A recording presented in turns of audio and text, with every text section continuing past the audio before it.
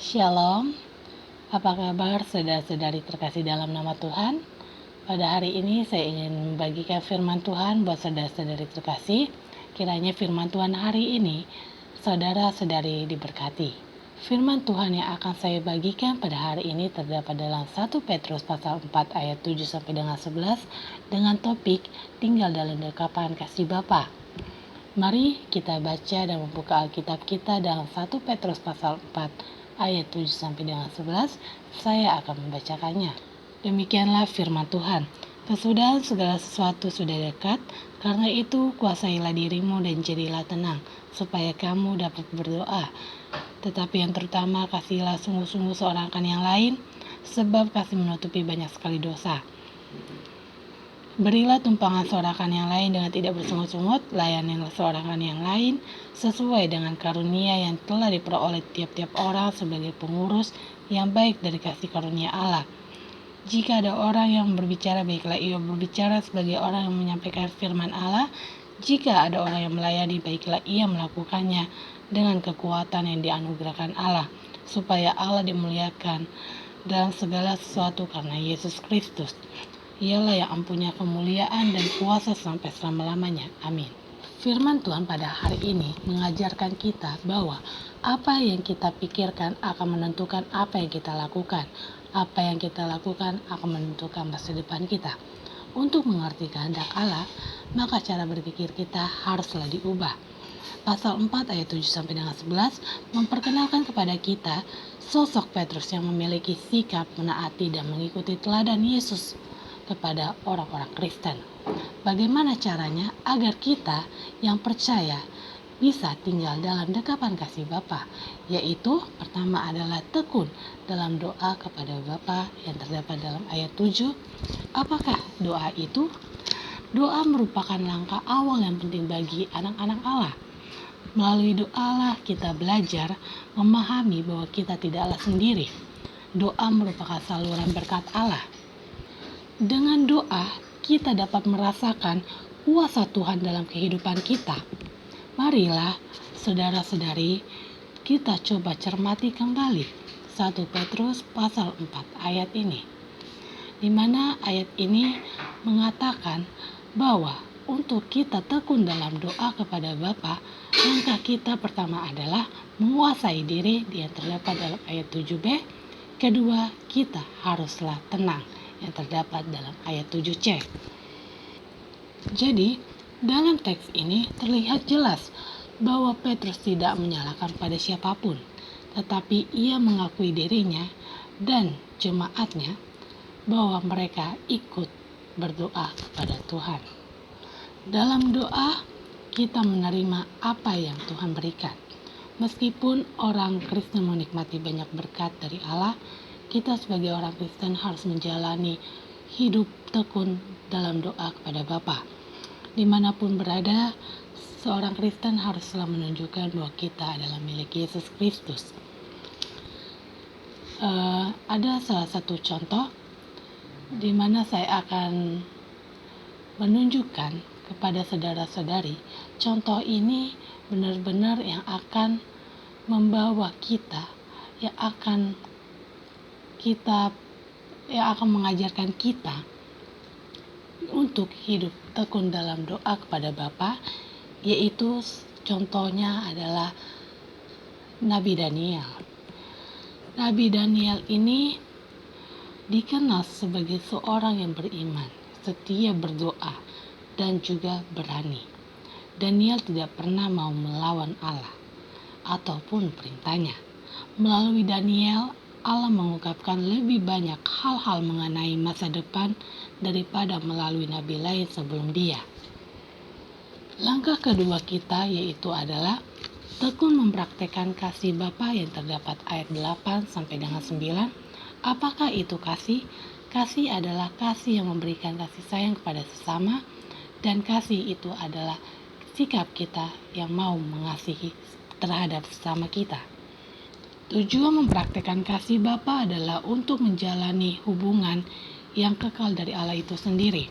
Bila kita mempraktikkan arti kasih tersebut dalam hubungan kita akan dapat menemukan cara untuk menjalani hubungan yang kekal. karena Allah itu adalah kasih.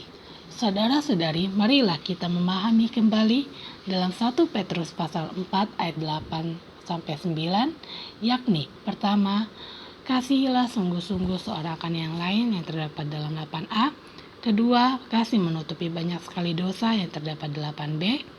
Yang ketiga, memberi tumpangan dengan tidak bersungut-sungut yang terdapat dalam ayat 9. Inilah langkah-langkah untuk mempraktekkan kasih Bapa. Pertama, Petrus sangat menghayati hal itu dan dia ingin mengingatkan umat Tuhan di tengah-tengah kehidupan mereka yang sangat penuh dengan tantangan. Mereka harus saling mengasihi, mereka harus mengasihi dengan sungguh-sungguh yang terdapat ayat 8a. Kedua, firman Tuhan berkata, kasih itu bukan saja memberikan kekuatan tetapi menutupi segala dosa yang terdapat ayat 8b. Kasih yang menutupi segala kesalahan ini merupakan kasih yang sungguh-sungguh tidak mengingat-ingat masa lalu, dan ini bagi Petrus adalah hal yang luar biasa. Yang ketiga, yaitu adalah kasih memampukan seseorang untuk bertahan di tengah kekecewaan dan tetap menunjukkan kebaikan. Karena itu, Petrus menasihati mereka untuk tetap melakukan hal ini, hanya saja tanpa bersungut-sungut. Apa yang diajarkan Tuhan Yesus memanglah luar biasa. Selain pengajaran yang luar biasa, hidup Tuhan Yesus juga memberikan keteladanan yang sempurna bagi kita. Ingatlah bahwa Allah itu adalah kasih. Maka dalam mempraktikkan kasih Bapa, kita harus bertindak sesuai dengan kehendak Tuhan. Ada seorang gadis yang bijaksana.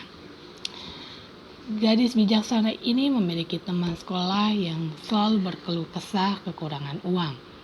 Temannya itu mengaku bahwa orang tuanya sudah pensiun kerja dan ia mau meminjam uang dari gadis itu.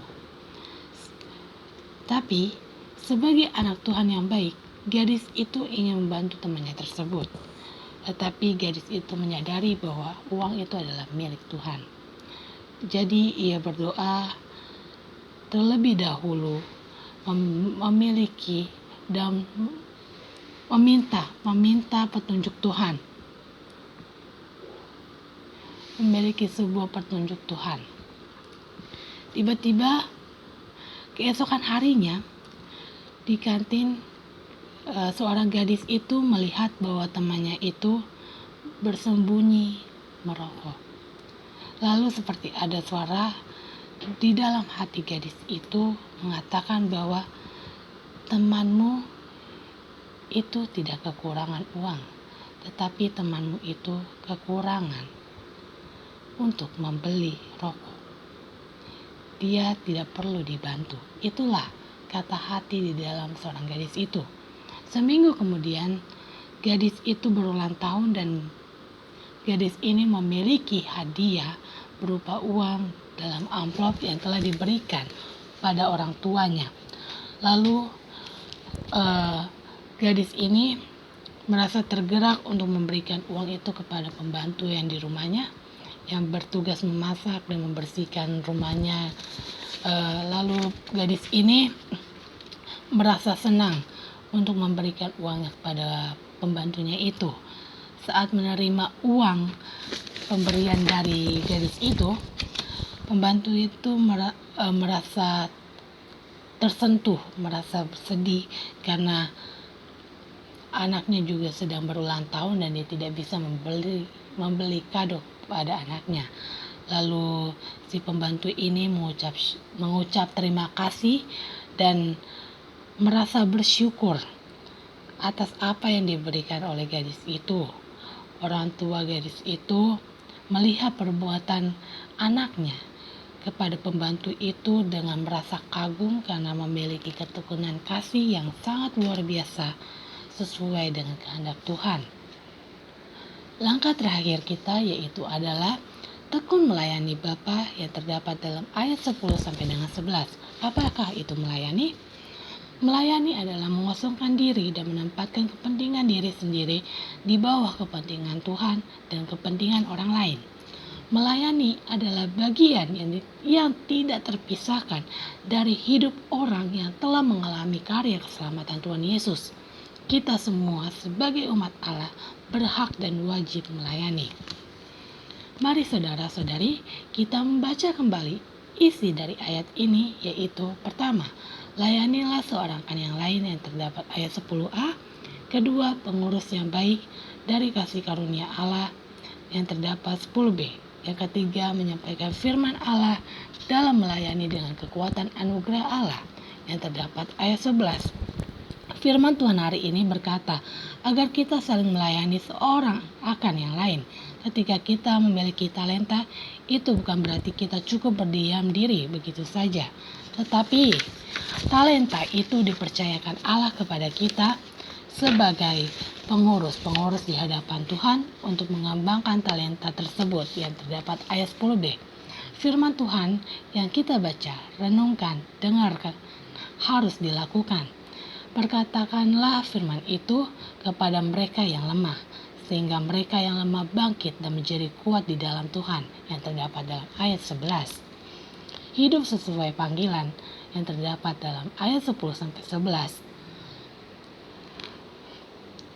Orang yang hidup untuk dirinya sendiri akan hampa, tetapi orang yang belajar melayani Tuhan dan sesama dengan karunia yang ada pada kita, hidup akan semangat dan akan mendatangkan kemuliaan Allah. Oleh karena ibadah itu mengandung pengertian melayani, maka kita harus mengabdikan hidup kita dengan baik dan benar. Ingatlah, melayani adalah tugas semua orang yang telah mengalami karya keselamatan Kristus. Apapun yang kita lakukan, lakukanlah semua untuk melayani Bapa sebagai wujud ketekunan kita atas keselamatannya. Baik saudara-saudari, saya akan memberikan contoh di dalam tekun mempraktekkan kasih Bapa. Maksud saya tekun melayani Bapa, yaitu Nabi Yehezkiel. Tugas Yehezkiel ini menyampaikan firman Allah kepada para tahanan yang hidup dalam pengasingan. Allah melakukan itu supaya Yehezkiel tahu apa yang harus disampaikan kepada bangsanya. Yehezkiel mengatakan bahwa bangsa-bangsa lain yang tidak mengindahkan Allah akan dihancurkan pula. Yehezkiel menyampaikan kabar baik dari Allah kepada bangsanya. Yehezkiel memberitahu kepada bangsanya bahwa mereka akan dipimpin oleh seorang gembala yang baik, yaitu Yesus. Jadi saudara-saudari, ketekunan seseorang dinyatakan lewat tindakan hidupannya sehari-hari.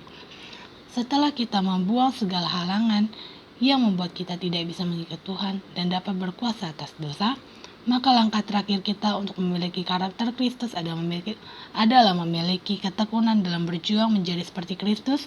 Tekun berarti giat, oleh karenanya kita harus selalu giat dalam berjuang untuk menjadi seperti Kristus. Meski terkadang kita jatuh, bangun dan memiliki hidup seperti karakter Yesus Kristus, namun kita harus dengan giat terus berjuang.